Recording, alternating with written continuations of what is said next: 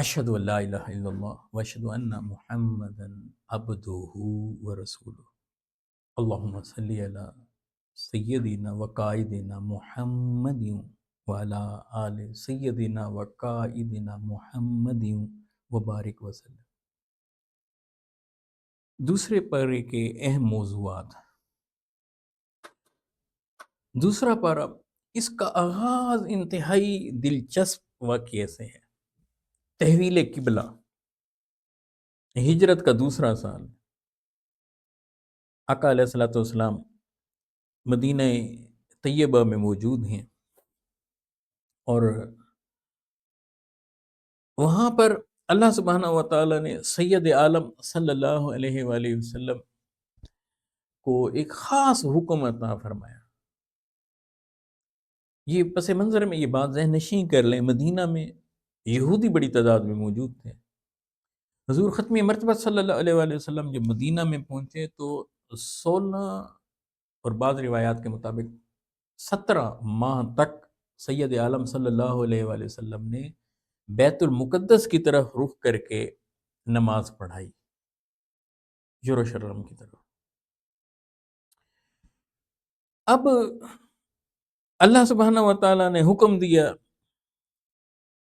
کس وجہ سے؟ اپنے محبوب کی قلبی کیفیات کو تکتے ہوئے کہ آپ کا دل جدھر کر رہا ہے آپ اپنا رخ ادھر کر دیں، ہم اسے قبلہ بنا دیتے ہیں۔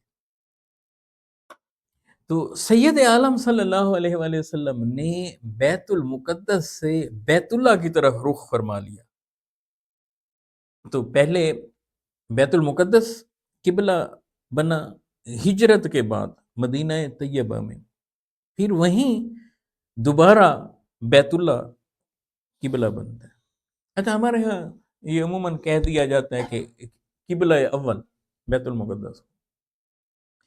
یاد رکھیں قبلہ اول کعبۃ اللہ ہی ہے، مگر یہ ہجرت کے بعد قبلہ اول مسلمانوں کے لیے وہ بیت المقدس تھا، یروشلم فلسطین میں۔ اور شب معراج سید عالم صلی اللہ علیہ وآلہ وسلم نے یہاں انبیاء کرام کو نماز پڑھائی تھی۔ آقا علیہ السلام امام تھے، سارے انبیاء مقتدی تھے۔ اچھا، اب اس کا آغاز کیسے ہو رہا ہے؟ اس پارے کا بڑا دلچسپ، بہت ہی کمال۔ وہ جو چیز نادانوں نے، بیوقوفوں نے آگے چل کر کرنی تھی، اٹیک کرنا تھا، حضور علیہ الصلوۃ والسلام پر باتیں کرنی تھی، اللہ سبحانہ وتعالیٰ اپنے محبوب علیہ الصلوۃ والسلام کو پہلے بتا رہے ہیں، سَيَقُولُ السُّفَهَاءُ مِنَ النَّاسِ مَا وَلَّاهُمْ عَنْ قِبْلَتِهِمُ الَّتِي كَانُوا عَلَيْهَا۔ حبیب ان قریب آپ دیکھیے گا، یہ نادان، بیوقوف، عقل سے پیدل یہ لوگ کہیں گے، دیکھیں جی انہوں نے اپنا قبلہ بدل دیا۔ اب فرما دینا مشرق ہے کہ مغرب اللہ کے لیے، بھئی ہم تو حکم کے بندے ہیں، جدھر اللہ کہیں گے ہم ادھر رخ کر لیں گے، عبادت تو اللہ کی کرنی ہے۔ یہی فلسفہ ہے، عبادت صرف اللہ سبحانہ و تعالیٰ کی۔ اب آگے کرنی کیسے ہے؟ اپنی مرضی سے نہیں کرنی، اس کی مرضی سے کرنی ہے۔ یہاں اگر سارے فلسفے ختم ہو جاتے ہیں اور ہر چیز سمجھ میں آنے بھی لگ جاتی ہے۔ اچھا، اب یہ ہوا کیسے؟ اصل بات یہ ہوئی کہ جب آقا علیہ الصلوۃ والسلام مدینہ طیبہ تشریف لے گئے اور 16 ماہ تک یا 17 ماہ تک آقا علیہ السلام بیت المقدس کی طرف رخ کر کے نماز پڑھاتے تھے، تو سید عالم صلی اللہ علیہ وسلم کا قلب عطر کرتا تھا کہ میں بیت اللہ کی طرف رخ کروں۔ آقا کو وہ پسند تھا، لیکن زبان پر یہ بات نہیں لاتے تھے۔ اور پھر یہ پسندیدگی حضور علیہ الصلوۃ والسلام کی، آقا علیہ السلام کی یہ خواہش شدت اختیار کر گئی، اتنی شدید ہوئی کہ حالت نماز میں اللہ کے رسول صلی اللہ علیہ وآلہ وسلم نماز جماعت کے ساتھ پڑھاتے ہوئے بھی نا اپنے سر کو سجدہ گاہ سے اٹھاتے اور آسمانوں کی طرف ایسے دیکھنے لگ جاتے کہ کہیں جبریل آ تو نہیں رہے، اللہ کا پیام لا تو نہیں رہے، تحویل قبلہ کی بات ہو تو نہیں رہی، قبلہ بدلنے کا حکم آ تو نہیں رہا۔ بات قلب میں ہے، دل میں۔ ایک بار، دو بار، جب یہ بار بار یہ معاملہ ہوا تو اللہ سبحانہ و تعالیٰ کو اپنے محبوب پر اتنا پیار آیا، اتنا پیار کہ حضور علیہ الصلوۃ والسلام جماعت کرا رہے ہیں، 4 رکعتوں والی نماز ہے، 2 رکعتیں ہو چکی ہیں، 2 باقی ہیں۔ دوران نماز اللہ سبحانہ و تعالیٰ نے قلب اطہر سید عالم صلی اللہ علیہ وآلہ وسلم پر وحی اتاری، جبریل امین وہی لے کر آئے۔ اب دوران نماز گفتگو ہو رہی ہے، اور کیا؟ پہلے حضور علیہ الصلوۃ والسلام کی قلبی کیفیات کو بیان کیا جا رہا ہے۔ قد نرا تقلب وجهک فی السماء فلنولینک قبلۃ ترضاها، اے محبوب ہم آپ کا بار بار مکھڑا اٹھانا، آسمانوں کی طرف تکنا، تک ہی تو رہے ہیں، ہم آپ کے بار بار چہرہ اقدس کا اٹھنا دیکھ ہی تو رہے ہیں۔ فلنولینک قبلۃ ترضاها، اب جہاں آپ کا دل کرتا ہے نا آپ ادھر رخ کر لیں، ہم اسے قبلہ بنا دیں گے۔ اب یہ قرآن ہے، اب یہ قرآن ہے۔ فَلَنُوَلِّيَنَّكَ قِبْلَةً تَرْضَاهَا، اب ادھر رخ پھیر لیجئے اس قبلے کی طرف جدھر آپ راضی ہیں، ترضا، جہاں آپ خوش ہوتے ہیں۔ تو قلب اطہر محمد مصطفیٰ صلی اللہ علیہ وآلہ وسلم کو دیکھا جائے تو اب حضور علیہ الصلوۃ والسلام بیت المقدس کی طرف رخ کر کے کھڑے ہوئے ہیں، آپ سیمی سرکل حضور بناتے ہیں، ایسے نصف دائرے میں چلنا شروع کر دیتے ہیں۔ اب آپ صلی اللہ علیہ وآلہ وسلم کے پیچھے حضور علیہ السلام کے محبین، عاشق سارے کھڑے ہیں۔ اب وہ حضور کو تک رہے ہیں چلتا، اور حضور چلتے چلتے ادھر بیت المقدس ہے تو یہاں سے چلے اور سیمی سرکل میں ایسے چلتے چلتے یہاں آ کر کھڑے ہو گئے۔ اب یہ سارے آقا کو تکتے رہے اور مڑتے رہے۔ بقیہ 2 رکعتیں حضور نے یہاں آ کر، اب یہ نماز ہو رہی ہے، یہ اللہ کی بندگی ہو رہی ہے، اور اس کو کیپچر کر کے اللہ سبحانہ و تعالیٰ دوسرے پارے میں بیان کر رہے ہیں۔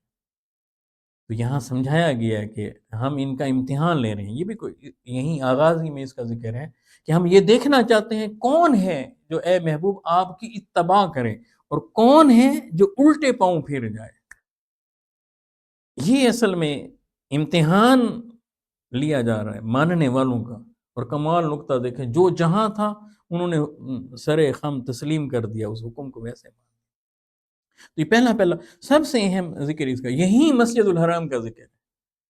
کعبۃ اللہ کے ارد گرد جو مسجد ہے اسے مسجد الحرام کہتے ہیں۔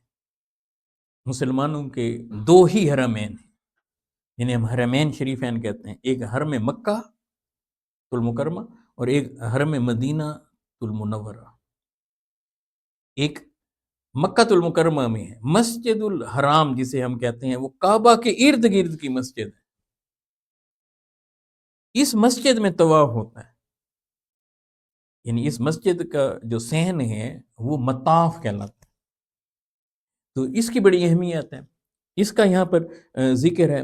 پھر اللہ سبحانہ و تعالیٰ نے دوسرا اہم نقطہ وہ نماز کے ساتھ صبر کو جوڑا، یا ایھا الذین آمنوا استعینوا بالصبر والصلاۃ، یہ دوسرے پارے میں۔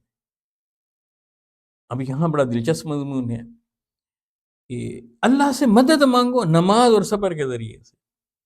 ایک تو آپ نماز میں آئیں، کتھرسز کریں، مانگیں اللہ سے، باری تعالیٰ یہ پرابلم ہو گیا میرے ساتھ، یہ مسئلہ ہے، تو آپ نماز میں آ جائیں۔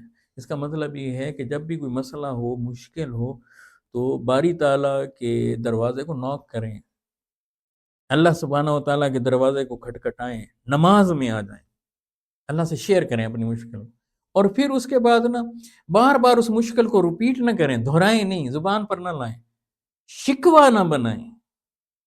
جب بندہ شکوہ نہیں بناتا یہ صبر بن جاتا ہے، اور جب وہ کام ہو جاتا ہے اور وہ بندہ تھینکس کہتا ہے یہ شکر بن جاتا ہے۔ تو صبر اور شکر دیکھیں بڑا کمال نقطہ ہے، یہاں اس کا ذکر ہے۔ پھر یہاں شہادت کا ذکر ہے کہ وہ لوگ جو اللہ سبحانہ و تعالیٰ کی بارگاہ میں اپنی جانوں کا نذرانہ دے دیتے ہیں، تو کہا کہ انہیں مردہ تک نہ کہو۔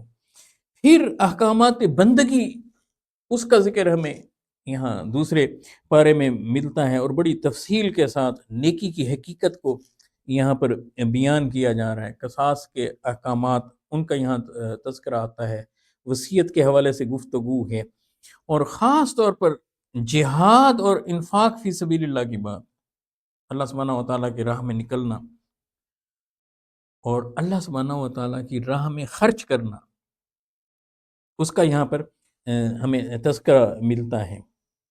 یہ بھی دلچسپ امر ہے کہ روزوں کی فرضیت کا ذکر ہمیں یہاں پر ملتا ہے۔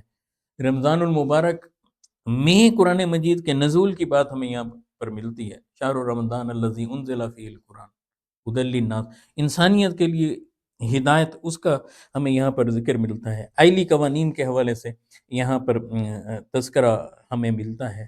اسی طرح مختلف واقعات اس بارے میں بیان ہوئے ہیں۔ اللہ سبحانہ و تعالیٰ قرآن مجید کی تفہیم ہمیں عطا فرمائے، قرآن مجید کو سمجھنے کی توفیق عطا فرمائے اور اس پر عمل کرنے کی توفیق عطا فرمائے۔ السلام علیکم ورحمۃ اللہ وبرکاتہ۔